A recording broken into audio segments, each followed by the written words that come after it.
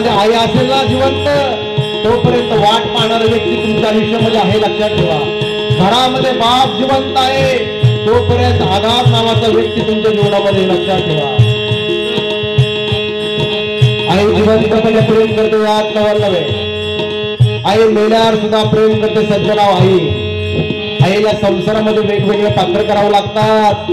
कधी सून व्हावं लागतं, कधी सासू व्हावं लागतं, कधी मामी व्हावं लागतं, कधी मावशी व्हावं लागतं, कधी आत्या व्हावं लागतं, कधी कधी नातवांना सांभाळणारे आजी व्हावं लागतं. हे आईचं जीवन आहे.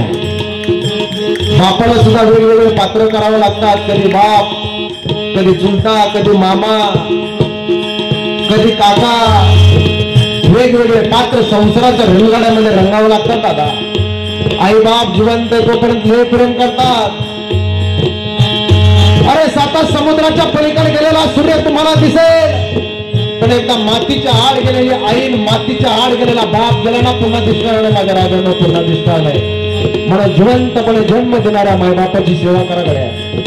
साहेब, ज्याला हात नाही त्याला विचारा हाताचं दुःख काय, ज्याला पाय नाही त्याला विचारा पायाचं दुःख काय, ज्याला डोळे नाही त्याला विचारा डोळ्याचं दुःख काय, आणि ज्याच्या जीवनात आई नाही, ज्याच्या जीवनात बाप नाही, त्याला विचारा आई बापाचं दुःख काय.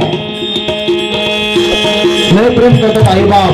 म्हणून जन्म देणाऱ्या मायबापाची सेवा करा. हे बघा, आई वडिलांचा आशीर्वाद आकाशाच्या उंचीचा असतो, लक्षात ठेवा.